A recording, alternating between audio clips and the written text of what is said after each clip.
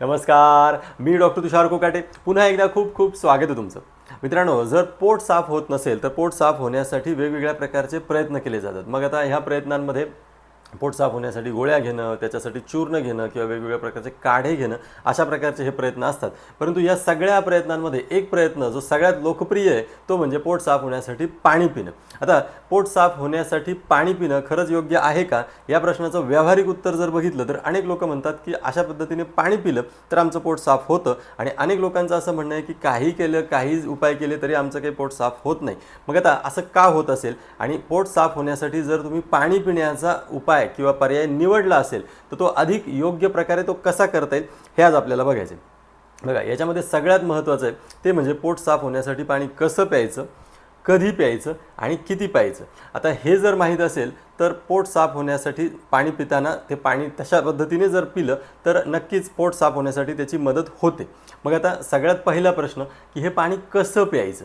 तर बघा, अनेक लोक सकाळी उठून मग पाणी घेतात, मग त्याच्यामध्ये काहीतरी लिंबू वगैरे टाकतील किंवा काय करतील. पण इथं सगळ्यात महत्त्वाचं काय आहे की इथं सगळ्यात महत्त्वाचं आहे, हे जे पाणी आहे हे पाणी थंड पाणी चालणार नाही किंवा साधं पाणीसुद्धा नको, तर हे पाणी थोडं कोमट असलेलं जास्त बेटर आहे. कोमटच का, तर आयुर्वेद असं सांगतं की अशा प्रकारे हे जे कोष्णजल म्हणजे कोमट केलेलं पाणी आहे हे वाताचं अनुलोमन करत असतं. सकाळी सकाळी अशा पद्धतीने पाणी पिल्याने आपलं पोट साफ होतं. म्हणजे नेमकं काय होतं, तर वाताचं अनुलोमन त्या उष्ण गुणाने होत असतं. मग आता जर तुम्ही थंड पाणी पित असाल तर अशा प्रकारचा जो वाताच्या अनुलोमन करण्याचा जो पाण्याचा गुणधर्म आहे तो फक्त पाण्यामध्ये नाही आहे, तर तो कोष्णजल म्हणजे कोमट पाण्यामध्ये आहे. तिथे त्या पाण्याला उष्णता देणं किंवा ते पाणी उकळून घेणं गरजेचं असतं, तरच वाताचं अनुलोमन होतं. कारण कसं आहे की पोट साफ होत नाही म्हणजे नेमकं काय होतं, तर तुमच्या पोटामध्ये गॅसेस अडकलेले असतात आणि त्याच्यामुळे मल पुढे ढकलण्यासाठी जो अपेक्षित गती पाहिजे किंवा जो जोर पाहिजे तो येतच नाही, कारण हे गॅसेस अडकलेले असतात.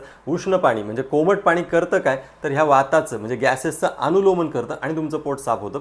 दुसरी गोष्ट अशी आहे की हे जे कोमट पाणी असतं हे डायजेशनला पण मदत करतं. मग आता डायजेशनला मदत करतं, मग सकाळी सकाळी हे पाणी घेऊन चालेल का, तर सकाळी सकाळी पाणी घेऊन लगेच त्यांनी डायजेशनला त्याच दिवसाच्या पोट साफ होण्याला मदत होईल असं निश्चितपणे नाही. मग आता दुसरा प्रश्न येतो की हे पाणी मग कधी पिलं पाहिजे. कोमट पिलं पाहिजे हे कळालं, पण मग कधी पिलं पाहिजे. बघा, खरं सांगायचं तर जर तुम्हाला रेग्युलरली नियमितपणे पोट साफ व्हावं असं वाटत असेल तर याचं उत्तर असं आहे की रात्री झोपताना तुम्ही अशा पद्धतीने कोमट पाणी पिलं पाहिजे. त्याने सकाळच्या पोट साफ होण्यावरती चांगला परिणाम होणार आहे. मग सकाळी पिलेलं नाही चालणार का, तर सकाळी जेव्हा तुम्ही कोमट पाणी पिता तेव्हा ते वाताचं अनुलोमन करण्यासाठी उपयोगी पडतं, यात काहीच शंका नाही. परंतु जर तुम्हाला तुमचं डायजेशन पण सुधारावं असं वाटत असेल किंवा डायजेशन व्यवस्थित व्हावं असं वाटत असेल तर मात्र अशा पद्धतीचं हे जे कोमट पाणी आहे ते तुम्ही रात्री झोपताना सुद्धा थोडंसं घेतलं पाहिजे. आता थोडंसं घेतलं पाहिजे या प्रश्नात तिसरा प्रश्न उपस्थित होतो, तो म्हणजे हे पाणी किती घेतलं पाहिजे. अनेक लोक मी असे बघितलेले किंवा अनेक पेशंट माझ्याकडे येतात, ते सांगतात की डॉक्टर आम्ही सकाळी सकाळी एक तांब्याभर पाणी पितो किंवा एक अर्धा लिटर मी पाणी पितो किंवा 1 लिटर पाणी पितो, अशा पद्धतीने सांगणारे लोक आहेत. मग आता एवढ्या मोठ्या प्रमाणात पाणी पिलं पाहिजे का, तर याचं उत्तर आहे निश्चितपणे एवढ्या मोठ्या प्रमाणात पाणी पिण्याची गरजच नाही. का गरज नाही, कारण सकाळची जी वेळ असते ही कफाचा काळ असतो. या कफाच्या काळात एवढ्या मोठ्या प्रमाणात जर तुम्ही पाणी पिलात तर शरीरामध्ये कफ वाढण्याची, आम वाढण्याची शक्यता असते. मग अशा पद्धतीने जर आम वाढला तर तुमचं पचन अजून बिघडणार आहे. कदाचित त्या दिवशी तुमचं पोट साफ होईलही, परंतु इथे एवढ्या मोठ्या प्रमाणात पाणी घेऊन तुम्ही दुसऱ्या दिवशी पोट साफ झालंच नाही पाहिजे अशी योजना करून टाकलेली असते. कारण इथे एवढ्या मोठ्या पाण्याने अग्निमांद्य होत असतं, आणि अशा प्रकारे जर अग्निमांद्य झालं तर तुम्ही त्या दिवशी जो काही आहार घेणार आहे तो व्यवस्थित पचणार नाही. तो व्यवस्थित पचला नाही तर दुसऱ्या दिवशी निश्चितपणे तुमचं पोट साफ होणार नाही. मग आता एवढ्या मोठ्या प्रमाणात पाणी नाही पिलं पाहिजे हे ठीक आहे, पण किती पिलं पाहिजे.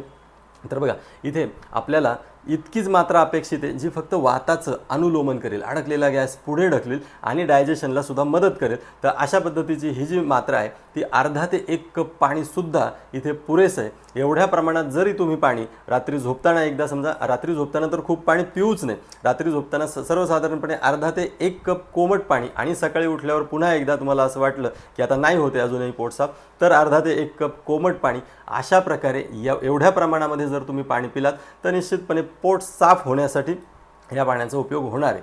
आता सगळ्यात महत्त्वाचा आणि बेसिक प्रश्न इथे उभा राहतो की पोट साफ होण्यासाठी खरंच पाणी खरंच मदत करतं का. मग आता तर मी सांगितलं की ते वाताचं अनुलोमन वगैरे करतं. मग आता अनेक लोक असे आहेत की जे असं म्हणतात की आम्ही अशा पद्धतीने पाणी पितो, आमचं पोट साफ होतं.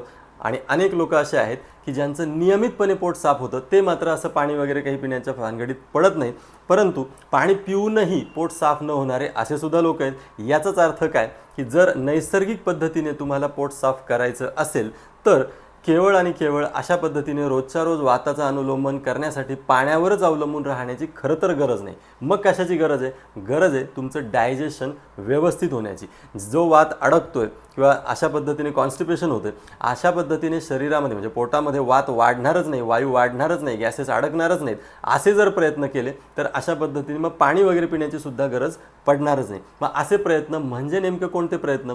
तर बघा, जेव्हा तुमच्या शरीरामध्ये तुमच्या आतड्यांना रुक्षता म्हणजे कोरडेपणा येतो, तेव्हाच अशा प्रकारे तुम्हाला कॉन्स्टिपेशनचा त्रास होतो. जेव्हा तुमच्या पोटामध्ये गॅसेस तयार होतात तेव्हा अशा पद्धतीने होतं. मग हा जो कोरडेपणा आलेला आहे तो घालवण्यासाठी स्निग्ध पदार्थांचा वापर करणं आणि आपल्या दिनचर्येमध्ये असं काय चुकतंय की ज्याच्यामुळे आपल्याला इनडायजेशन म्हणजे अपचन होतंय हे पाहणं, हा खरं तर इथं मूलभूत किंवा बेसिक उपाय आहे. आता यावरती काय करायचं किंवा डायजेशन कसं व्यवस्थित करायचं किंवा आतड्यांना स्निग्धता कशी प्राप्त करून घ्यायची या संदर्भातले अनेक व्हिडिओज आपल्या चॅनलवर आहेत, तर ते तुम्ही बघा. आजच्या ह्या व्हिडिओचा उद्देश एवढाच होता की जर तुम्ही पोट साफ होण्यासाठी पाणी घेत असाल तर मग ते कसं घ्यायचं, त्याची योग्य पद्धत काय ते सांगायचं होतं. आणि त्याच्याही पुढं बेसिक जाऊन तुम्ही तुमचं जर डायजेशन म्हणजे पचन सुधारवलं तर अशा पद्धतीने पोट साफ होण्यासाठी कोणतेही गोळी, चूर्ण, काढा वगैरे घेण्याची गरजच पडणार नाही. असो, तर आज इथेच थांबतोय. हा व्हिडिओ, ही माहिती तुम्हाला कशी वाटली हे मला नक्की सांगा. व्हिडिओ जर आवडला असेल तर लाईक जरूर करा, शेअर जरूर करा. याबद्दल तुमच्या काही शंका असतील, प्रश्न असतील तर त्यासुद्धा कमेंट बॉक्समध्ये विचारायला विसरू नका.